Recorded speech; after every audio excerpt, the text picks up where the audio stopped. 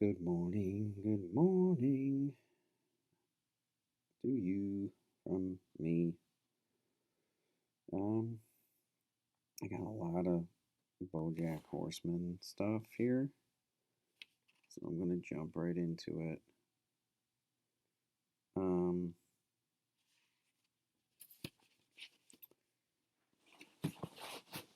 it's uh, it's good. It's a good show. You guys should check out the rest of it. Although be prepared, it gets very dark.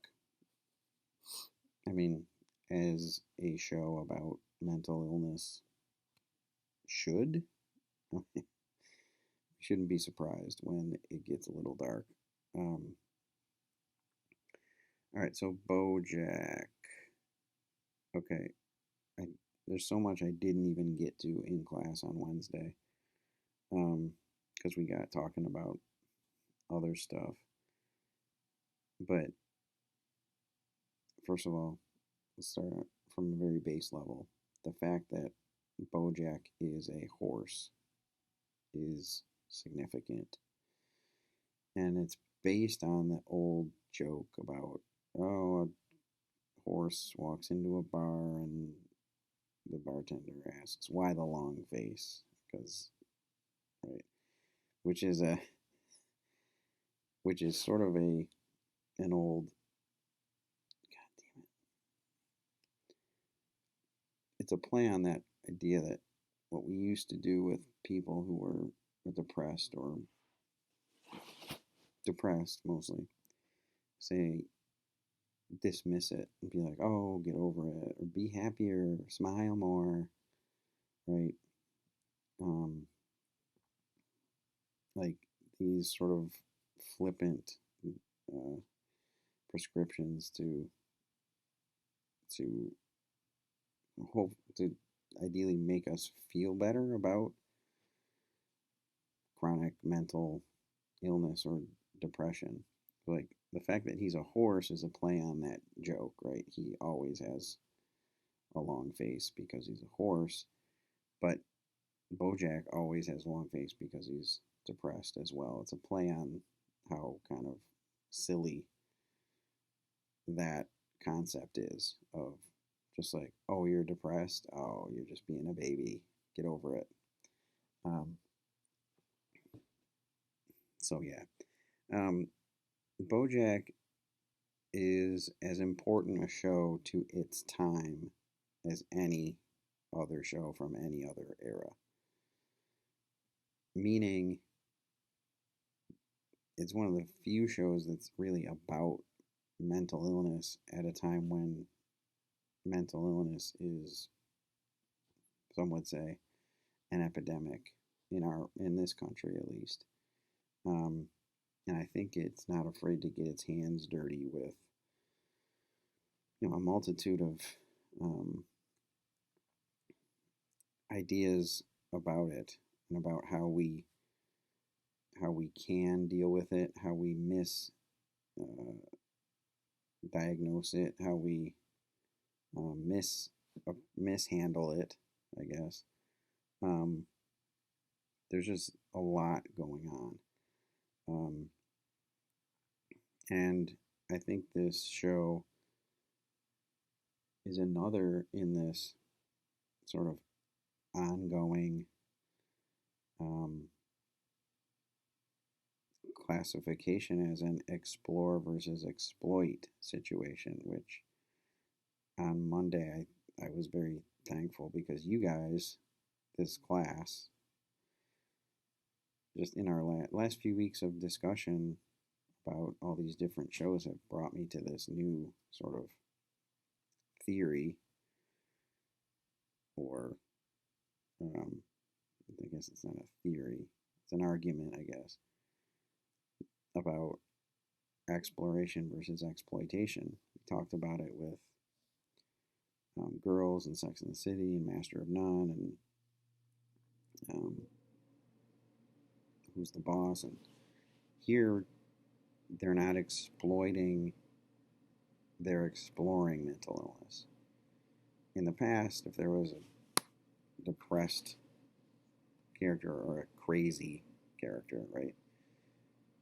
That would be the source of all the jokes and the punchlines is, oh, ha ha ha, wow, depression or insanity or whatever it is, um, or even like anxiety or something.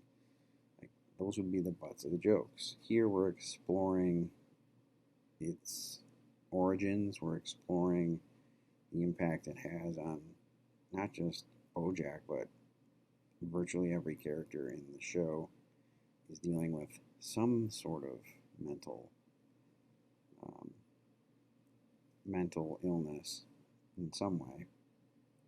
Um, so it's another one of those, and this really explores it. So yeah, if you continue to watch or if you have watched it, you'll see, like, be prepared to be constantly pushed and pulled back and forth between laughter and sort of solemnity, I guess.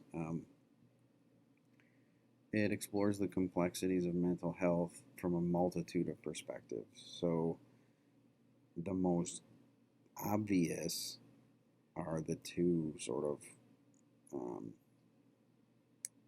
adversaries, Bojack and Mr. Peanut Butter. Um, that depression doesn't always look the way we think it does, right? So you watch the show, you see Bojack is depressed. That's an easy one, right? He's just miserable. He doesn't want to do anything. He's, sort of numbing himself with drugs and alcohol. But you, Mr. Peanut Butter is a little bit more of a tricky diagnosis. He seems completely centered and uh, and grounded and positive and upbeat. But as the show goes on, he too is dealing with many of these social anxieties and depression that Bojack is dealing with as well. He's just hiding it better, I guess. So it can look as debilitating mental illness, I'm saying, can look as debilitating as Bojack and as normal as Mr. Peanut Butter. You know, they make Mr. Peanut Butter so overtly sort of upbeat and positive, I think, to make that point right away in the pilot. It's just like, this guy's not quite right either. Ideally, again, if we're dealing with spectrums, you don't want to be Bojack, but you don't really want to be Mr. Peanut Butter either, no matter, even though it might look like you do. Like, yeah, he needs to be brought down a notch, and Bojack needs to be brought up a notch. But that's, I think, an important one. An important thing about the show is it shows that depression or mental illness doesn't always look the way it's supposed to. It can look as normal as Mr. Peanut Butter.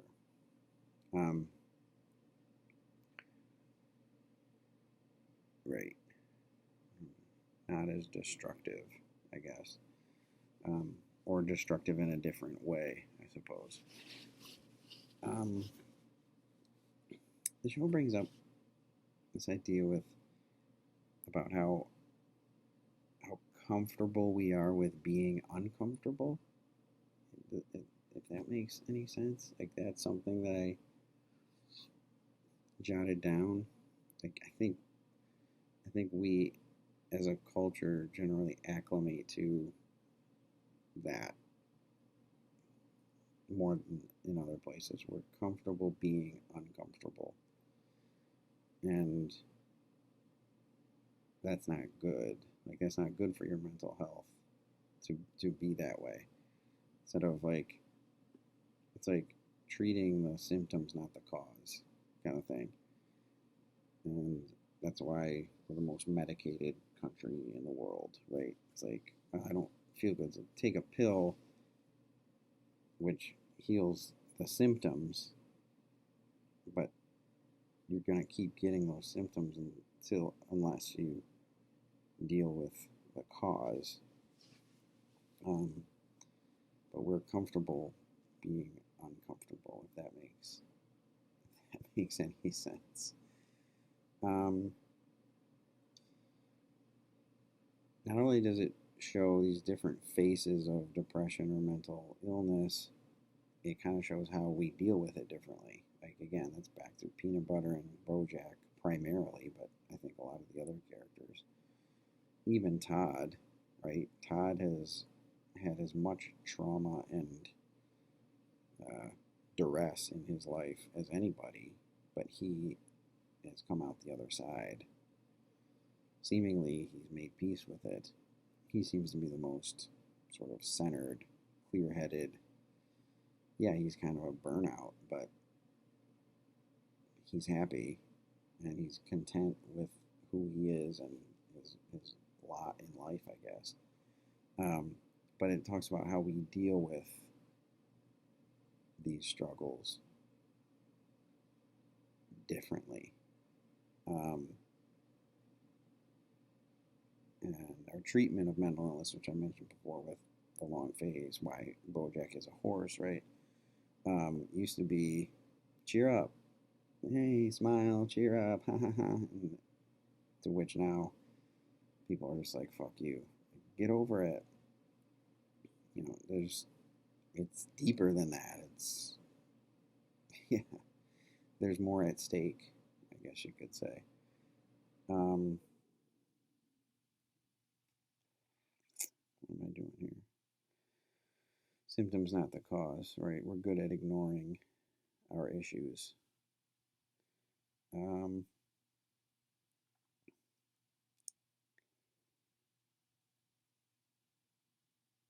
yes, that's a good point. It, this show doesn't glamorize mental illness. If it makes sense, that's back to the whole exploration versus exploitation thing. It doesn't glamorize mental illness or the circumstances that contribute to it. And this is where, in class on Monday, we got to talking about reality. And the perception is reality and shaping perception.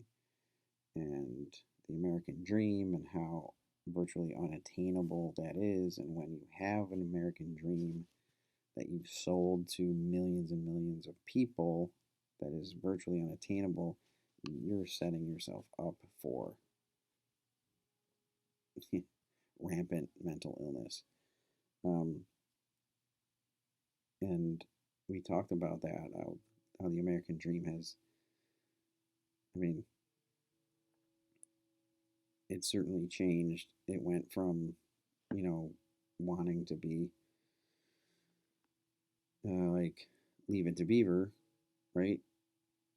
A nice little family, a partner, two kids, house, picket fence, car, whatever. Like, pretty simple, basic, achievable dream to now, get all the shit.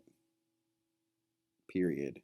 Right? It's the Kardashians, from the Cleavers to the Kardashians.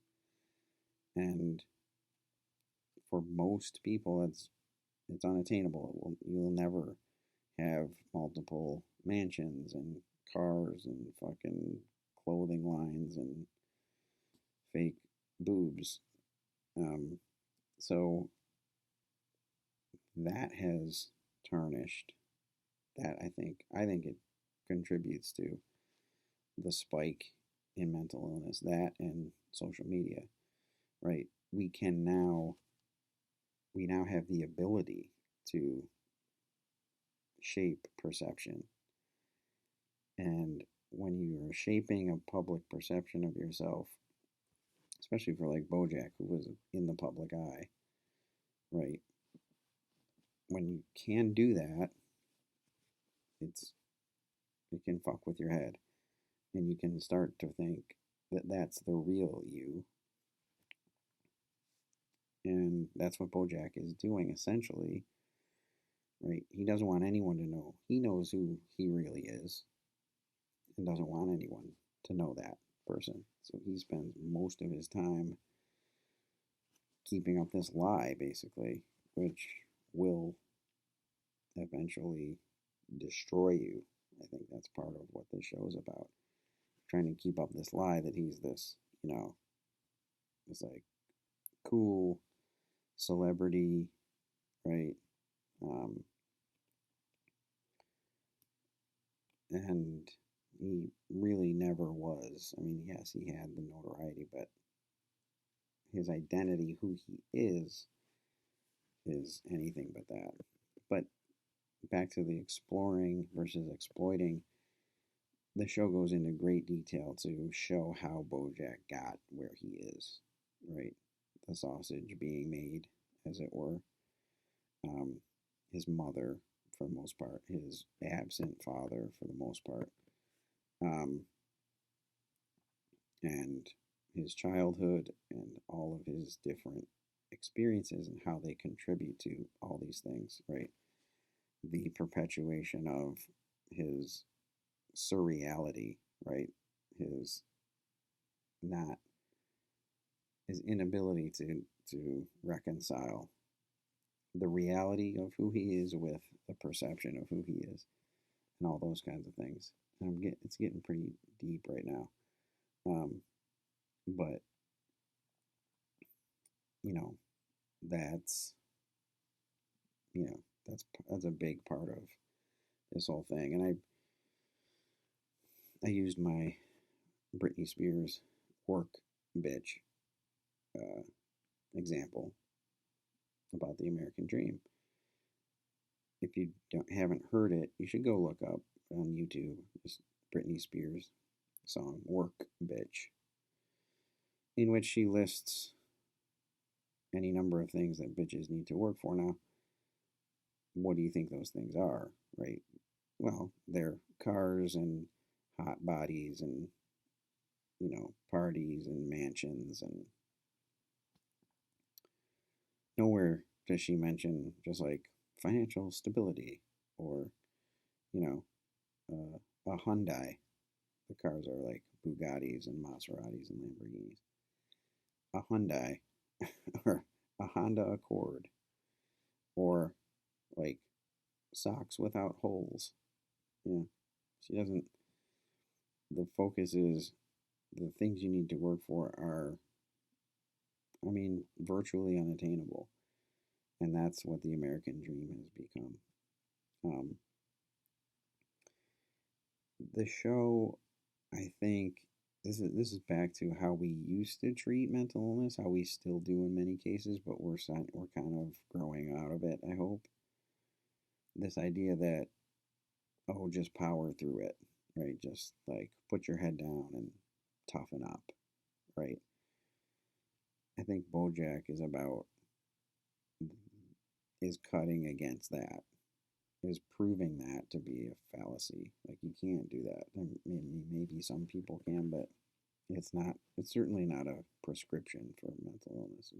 Just suck it up. You can't just power through this shit, right? BoJack is trying and failing miserably, right, with his party lifestyle and acting like he doesn't really care about anything and his drugs and his alcohol and all that kind of stuff. He's trying to power through it and bury it and just like not move on, but um, yeah, the more you do that, I think the more it can consume you. Um,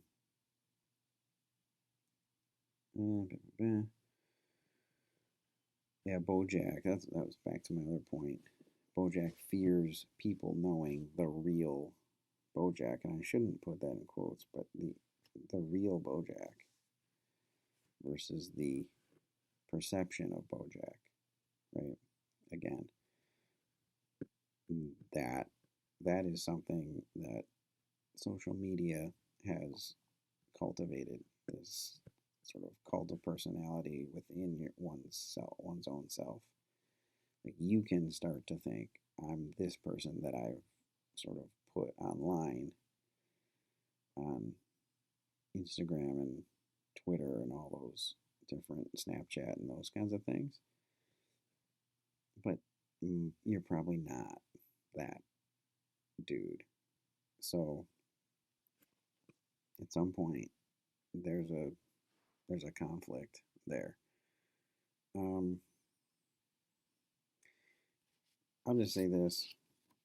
I throw this in. Comedy is a great platform on which to explore these ideas with this much gravity. Like, it doesn't, and the fact that it's animated too takes some of the sting out of it. Right? If this were live action, it would be tough to watch, because it certainly wouldn't be as funny. Um, but I think it's a great example of funny and meaningful aren't mutually exclusive. In fact, they arguably enhance the other, I suppose. Um, it sort of normalizes. I always get tripped up talking about this, how it normalizes mental illness. And I think it does. Like, it tries to talk about it, use different language to talk about it and access it instead of, like I said before, like, oh, just, before it was just like regular people and crazy people. Like, that was it, you know. Um, and Tom brought this up in his comment. It used to also be like, just like either insane or suicidal was the only type of depression. Like, it had to go that far before anybody sort of took notice, right? Bojack helps to show, like, like I said before, it doesn't always look the same, right? Talking about panic attacks and anxiety and all those things are connected to general mental health. We're starting to expand the definitions and understand them as, diseases um, or whatever. So it's sort of diffusing the stigma behind it. I think it's helping. Bojack is helping to do that. It's almost weird now if you're not mentally ill. Yeah, I mentioned that in class. Like, everyone in here is experiencing some sort of anxiety. I mean, it might not be debilitating the way it is for, Bojack or others on the show, but we're dealing with something in 2021, COVID and all the unrest in the country and political bullshit. Like, it's almost weird if you're not experiencing some sort of symptoms. Um, Perception is reality. The desire to misrepresent ourselves.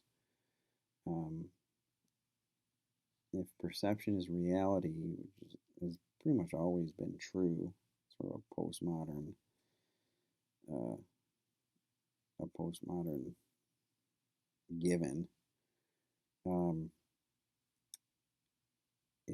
it's more interesting, or not interesting, or I guess more dangerous now that we are now more than ever able to manipulate that perception, right? Um, More acutely than ever, like with our online presence and, you know, all those kinds of things. Um, that's dangerous. Uh, Desire to misrepresent ourselves. It's sort of tied in with that. The series as a whole charts the depths to which depression can take you. Some people argue that the show gets too dark, right? Um, but I would argue it has to go there, right? It's comedy's job to go there. And this is my humor comedy guy creeping in, but if it's not gonna go there, that's when it becomes exploitative. Does that make sense? If it's not gonna really deal with these issues in a real way and still try to not make light of them, but keep some levity, then it's exploiting the concept of mental illness or whatever race or gender or sexuality, whatever we're talking about. It's exploiting it for gain, personal gain, or whatever.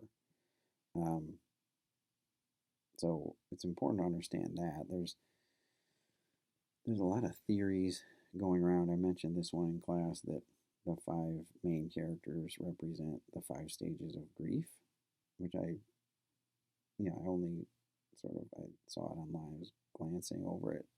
It seems it's a pretty sound assessment of the show. If you have Mr. Peanut Butter is denial, Diane is anger, Princess Caroline is bargaining, Bojack is depression, and Todd is acceptance. If you really look at their characters, even from the first episode, you can kind of see how they establish that. And if that is the case, they would, of course, establish, um, plant that seed in the pilot episode, which is the one we watched. So there's a lot of different ways to look at it. That's just a little nugget for you there.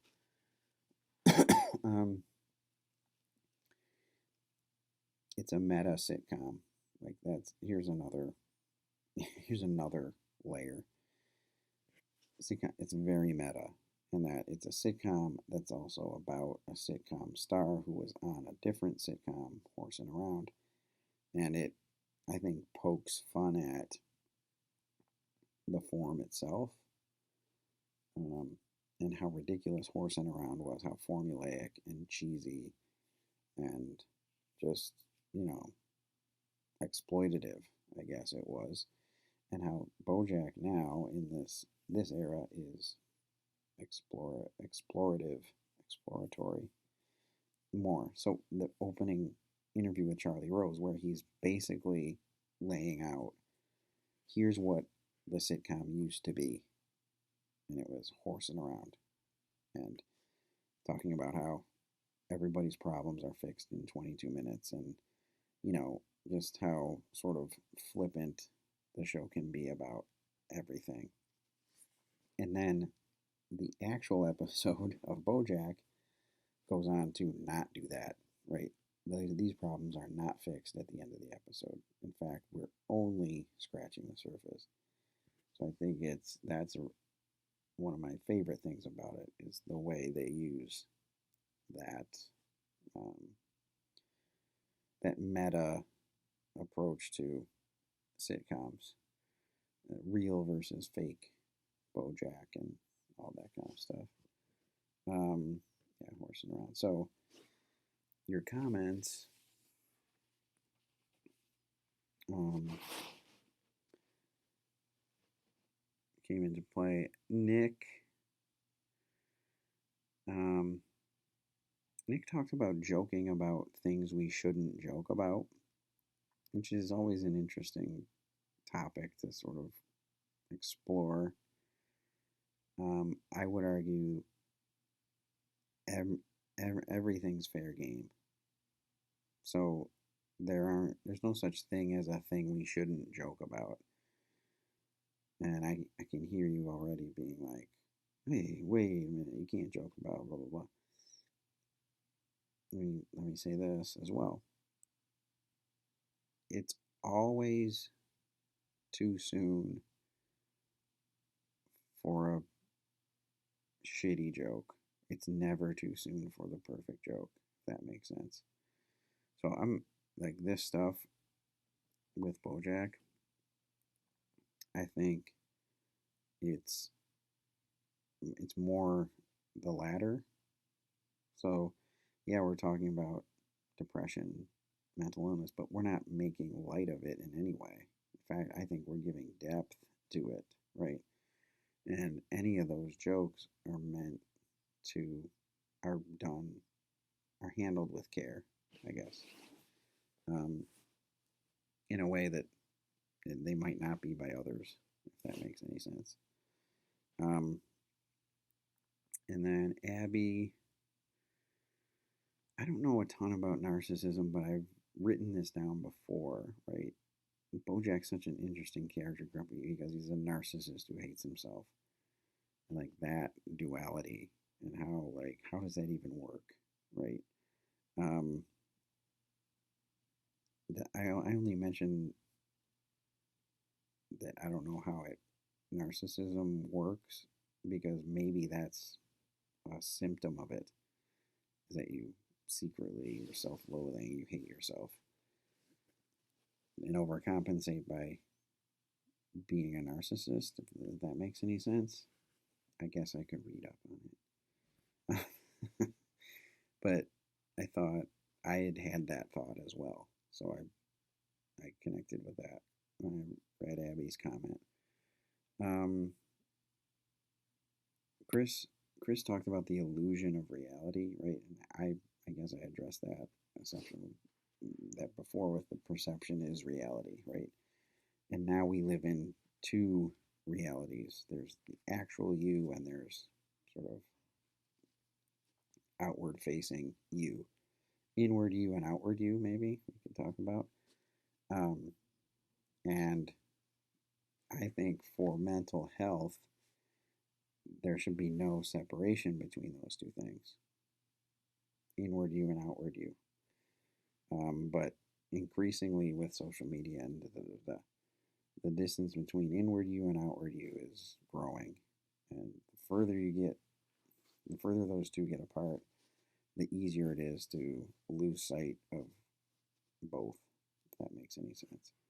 Um, and finally, Jake and Rebecca, our B dubs, both made this connection about not being able to let go of the past in order to be content with the future, like the way Bojack is clinging to, famous Bojack, sitcom star Bojack. How he's even made that look. He's shaped that into something more than it probably was at the time. He's really built that up over the years, and watching his own DVDs and carrying carrying them around with him and all that. That's what's largely in the way of him, settling down with Princess Caroline, as Jake mentioned, or starting writing his autobiography, or doing anything in the future. He can't do it until he sheds this past of his, or just closes the the book on it. Um, and then Jake mentioned the bar we set for ourselves. I thought that was a cool way to to sort of describe this. Um, right, Bojack has achieved all this, so now that's the bar. So anything less than that for him is failure, when in reality it's not. So I think that also ties into this American dream, like what we're being sold as success and happiness, really isn't. They aren't necessarily, in this country more than anywhere else in the world, places a division between success and happiness, and that should never happen. You should never have to choose to be successful or happy. Be they should coincide, but they generally don't. Like the success that we're talking about, the Kardashian level success, the Bojack level of success, is largely unattainable, but we think that we need that to be happy, and generally if we get that, we're not happy because we've sacrificed everything that would make us happy to get the success, if that makes any sense. I'll leave you with that because I don't know if that makes sense. Maybe you will figure out a way to make it Thank you.